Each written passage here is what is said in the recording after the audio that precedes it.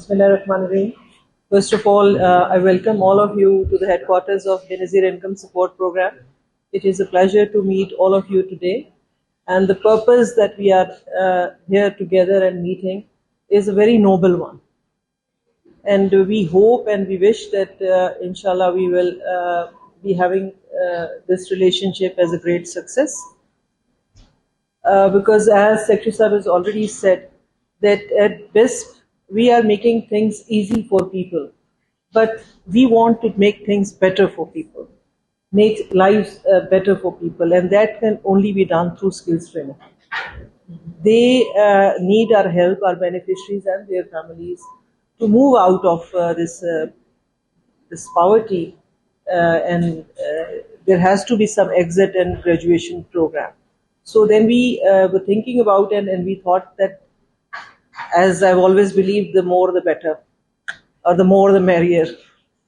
So bringing all these stakeholders together, especially related to the industry and the service providers, we thought that we would form a group which we would be calling as Friends of BISP, Friends of Benazir Income Support Programme. Benazir Income Support Programme, as you all know, was the brainchild of Mohtarma Bibi Shaheed Sahiba, and unfortunately we lost her very early, and then this her vision was given a form of what we are today, the Benazir Income Support Program. And the beauty of this program is not only that it provides for people, but it has also given identity to hundreds and thousands of women who otherwise would not have become accounted for, who otherwise would not have identification, because as we all know that the main requirement of Benazir Income Support Program to be registered with us is that you have to have a national identity card, your NIC. So that ensures that that woman, whoever is being registered with us, is also becomes part of the national database. And in that we also have included the B forms, or the Bay forms as we call them in Urdu. So the girl child, when she's born, she is also accounted for.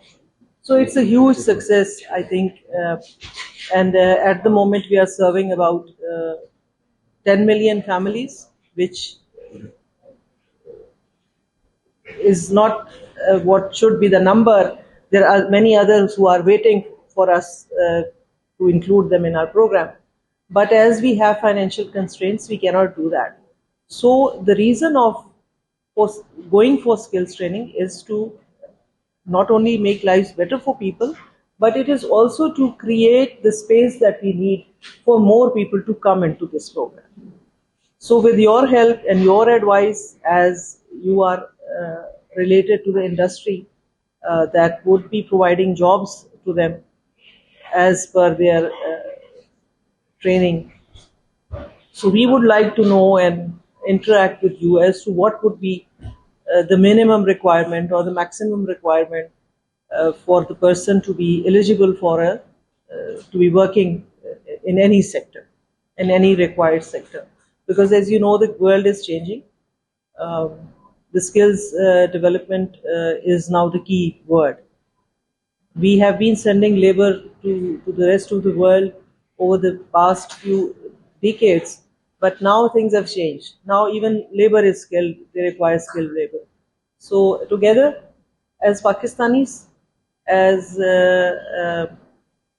our partners, we have to think of a better future for our coming generations, and I think that can be done through skills training.